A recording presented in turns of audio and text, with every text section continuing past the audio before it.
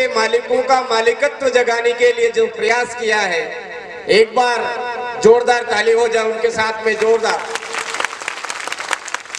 साथियों, आज हम यहाँ जहाँ बैठे हैं, ये मामूली भूमि नहीं है, ये वो कर्म भूमि है जहां से अंग्रेजों को उल्टे पांव भागना पड़ा है। अंग्रेज यहां इंटर ही नहीं हो पाए हैं। ये वो कर्म भूमि है जहां राजा रजवाड़ों को उल्टे पांव भागना पड़ा है।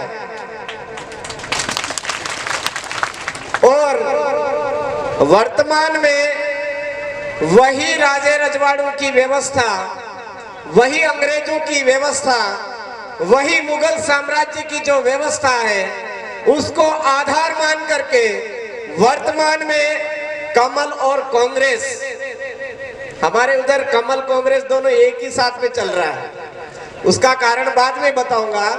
लेकिन बीजेपी और कांग्रेस को उल्टे पांव भगाने के लिए यहां से मुहिम छेड़ दी है, तो फिर से कहीं ना कहीं मालिकत्व तो जागा है कि नहीं जागा है? जागा है या नहीं जागा?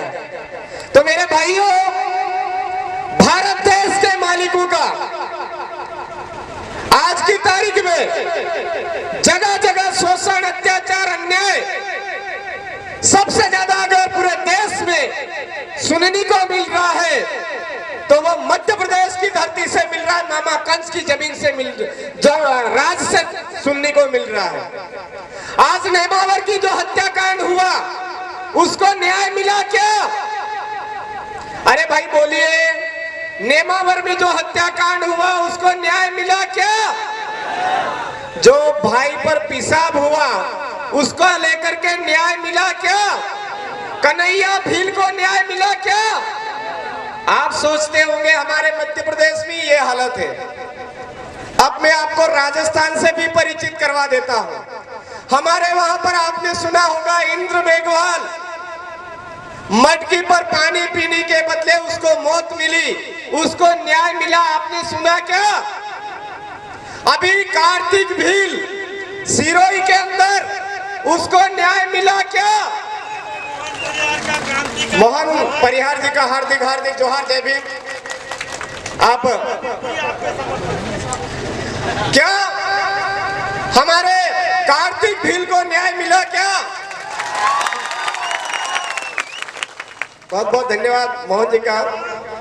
हमारे कमलेश भाई को विधानसभा में भेजेंगे।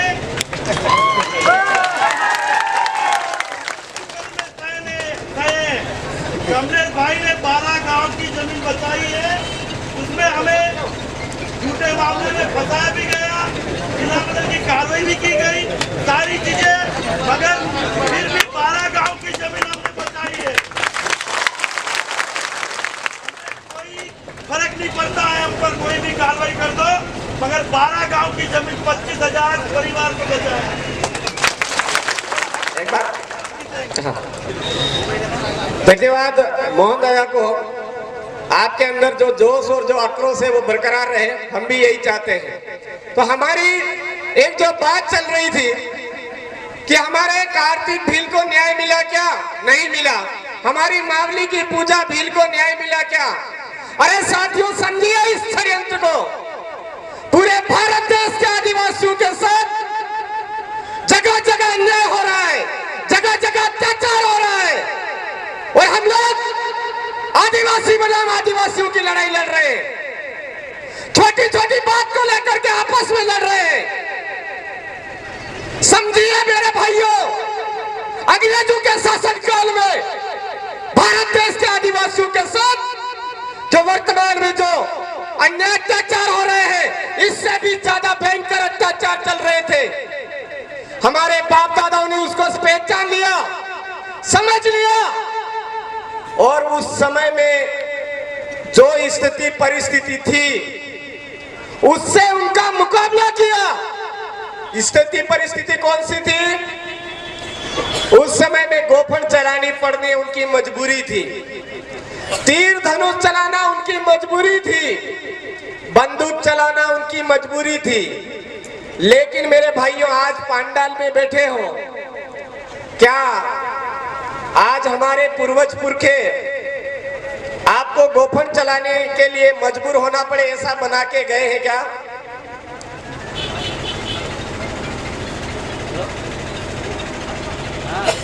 गोफन चलानी पड़े ऐसे मजबूर बना के गए हैं क्या? अरे कुछ तो बोलो भाई। नहीं, क्या हमारे पूर्वज पुरखे हमारे आज की डेट में हमको तीर धनुष चलाना पड़े ऐसा बना करके गए हैं क्या? नहीं बना के गए हैं। उन्होंने जो भी कुर्बानी झेलनी थी, जो भी कुर्बानी देनी थी, वो कुर्बानी दे करके आज हमारे समाज के लिए भारत के जो संविधान है, उस संविधान के अंदर जल जंगल जमीन को लेकर के सारे हक अधिकार दे करके गए हैं। अब हर वक्त यही बात करेगा कि जल जंगल जमीन खतरे में है, जल जंगल जमीन खतरे में है, बचानी है, बचानी है। भाई बचानी किससे है? किससे बचानी है? ये बात आपको समझनी पड़ेगी। और इस बात को समझने के लिए दो बातें आपको समझनी जरूरी है, मकान मालिक और किराएदार। दो बातें आपको समझनी बहुत ज्यादा जरूरी है मेरे भाइयों।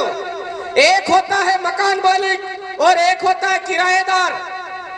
किराएदार मकान के अंदर आकर के रहता है, उसको लाइट का बिल भरना पड़ता है, उसको लेटरिन बाथरूम यूज करने के लिए परमिशन लेनी पड़ती है, उसको टैंक का पानी यूज करने के लिए परमिशन लेनी पड़ती है, उसको हमारे आगे कहीं धंधा पानी करना है उसके लिए परमिशन लेनी पड़ती है। मकान मालिक को वो परमिशन लेनी पड़ती है क्या? उसके आसपास के उसकी जमीन पर नहीं लेनी पड़ती है। लेकिन आज की तारीख में क्या हो रहा है? क्या हो रहा है? अरे बाजना में कार्यक्रम करना है तो परमिशन ली या नहीं? बोलते हैं या नहीं बोलते? बोलते हैं या नहीं बोलते मेरे भाइयों? बोलते हैं। कितने जने सहमत है हमको परमिशन लेनी चाहिए? और कितनी जने सहमत है हमको परमिशन की कोई जरूरत नहीं है? मतलब आपको समझ में आ गया मालिक क्या है, किराएदार क्या है? चुनाव तक जरूरत है, दादा बोल रहे हैं, ठीक मान लेते हैं। इस बात को समझना है मेरे भाइयों। हमारे बाप दादाओं ने इसी बात को लेकर के अड़ंगे लगाए। बाहर से अंग्रेजी शासन व्यवस्था हमारे इलाके में आई और वो हमारे बाप दादाओं से जमीन संबंधी बातें करने लग गई और वो बोलने लगी, ये जमीन अगर कमा करके खाना है तो लगान देना पड़ेगा, तोजी देना पड़ेगा, ये करना पड़ेगा, वो करना पड़ेगा। हमारे बाप दादाओं ने सोचा ठीक है, कुछ हद तक माना, लेकिन जैसे ही हमारे बाप दादाओं को पता चला उनका विरोध चालू किया और विरोध चालू करके उनको हमारे इलाके से, ट्राइबल टेरिटरी से उनको बाहर खदेड़ दिया। खदेड़ा या नहीं खदेड़ा? खदेड़ा या नहीं खदेड़ा? अगर आपको ध्यान नहीं हो तो ये इलाका कौन सा इलाका है? शेड्यूल एरिया है। और वो शेड्यूल एरिया हमारे बाप दादाओं ने अंग्रेजों से बचा करके रखा, इस इलाके को सुरक्षित बचा के रखा। अंग्रेजी शासन व्यवस्था की जो कानून व्यवस्था थी वो यहाँ लागू नहीं होनी थी, इसलिए शेड्यूल एरिया कहलाया मेरे भाई। और आज की तारीख में हर जगह हम डरते फिरते हैं। आपको थोड़ा मैं बताना चाहूंगा, 5 जनवरी 2011 का जजमेंट बोल रहा है आदिवासी देश का मालिक है और उसमें भील आदिवासी इस देश का मालिक है। और आज भील आदिवासियों की हालत देख लो। सुबह उठ करके रतलाम के चौराहे पर देखते हैं तो देश का मालिक टिफिन लेके खड़ा मिलता है। भाई मिलता है या नहीं मिलता है? सेलाना के चौराहे पर देख लो, टिफिन लेकर के खड़ा देखना मिलता है। तहसील में जाओ, भीड़ लगी हुई है, देश के मालिकों की मिलती है। थाने में जाओ, थाने में भीड़ लगी हुई, देश के मालिकों की मिलती है। हम फॉरेस्ट डिपार्टमेंट जो होता है वो हमको आके डराता है। तो मेरे भाइयों, मेरा आपसे सवाल है, ये फॉरेस्ट डिपार्टमेंट पहले आया, हमारे बाप दादा पहले आए? हमारे बाप दादा पहले आए, फॉरेस्ट डिपार्टमेंट बाद में आया। आप बोल रहे हैं, अपने मुंह से बोल रहे हैं, ध्यान रखें। ये पुलिस थाना बाद में आया या हमारे बाप दादा पहले आए?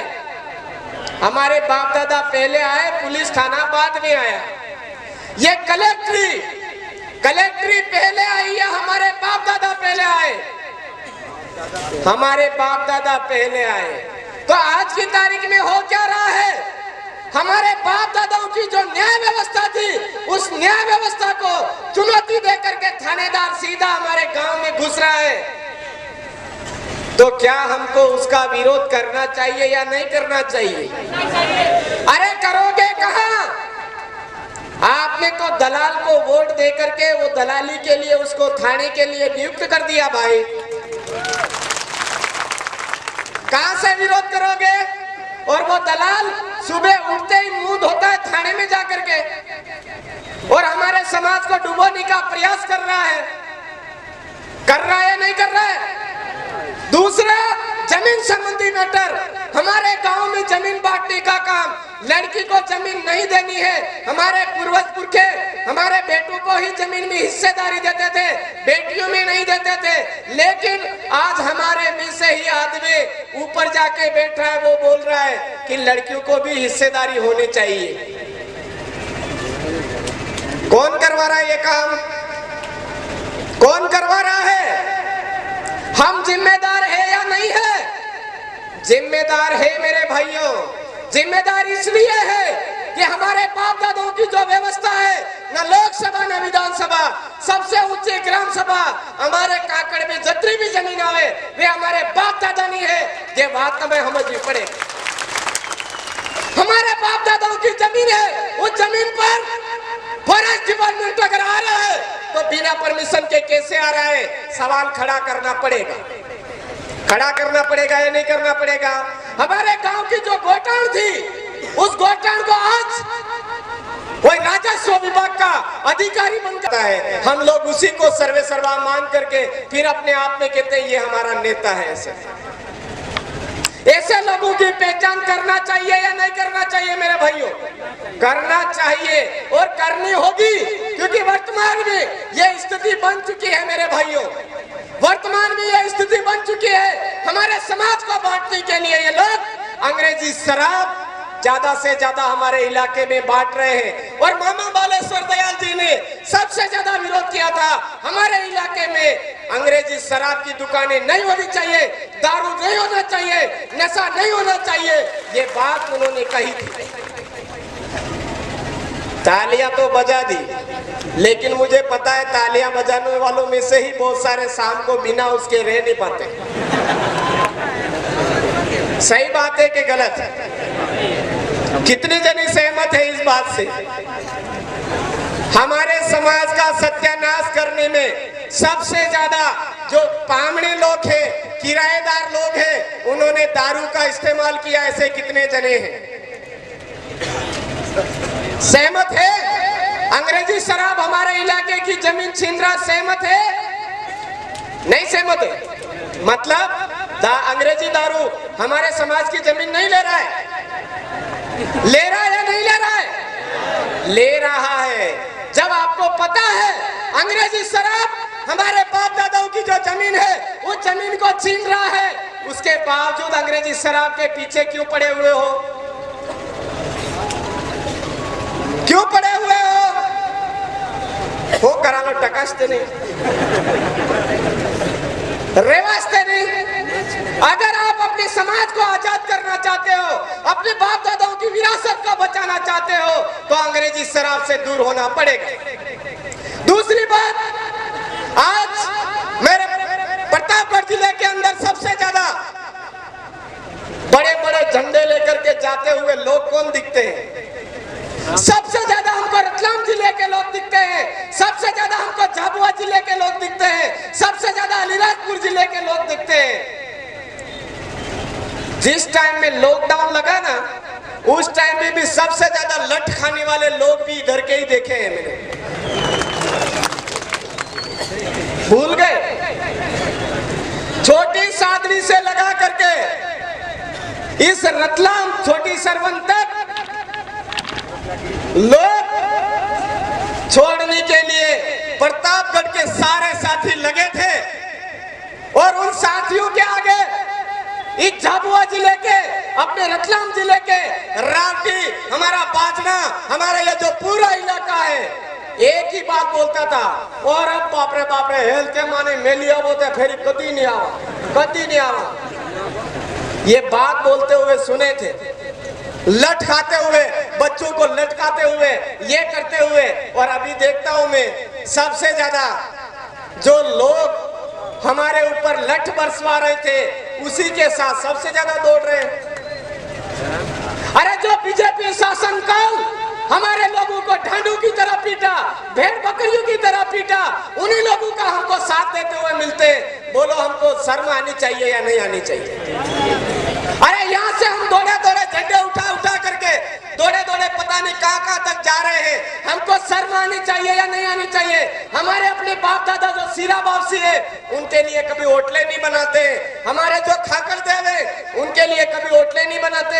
मामा बालेश्वर जी दयाल जो हमारे लिए एक भक्ति आंदोलन छोड़ करके गए, समाज को सही रास्ता दे करके गए, उनके आदर्शों पे नहीं चलते हैं, और पता नहीं कौन कौन सी यात्राएं कर रहे हैं। बहुत सारे तो उधर ही रह गए हैं, पता नहीं घर पे बच्चे कैसे हैं कैसे नहीं, उसका आता पता कुछ भी नहीं।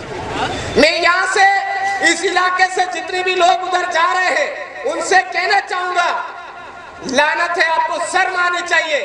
जब पढ़ाई का टाइम होता है, आप बच्चे की पढ़ाई का टाइम होता है, उस टाइम में यात्राएं करते हो, और बच्चा पढ़ाई नहीं कर पा रहा, इस वजह से हमारा एरिया पीछे जा रहा है।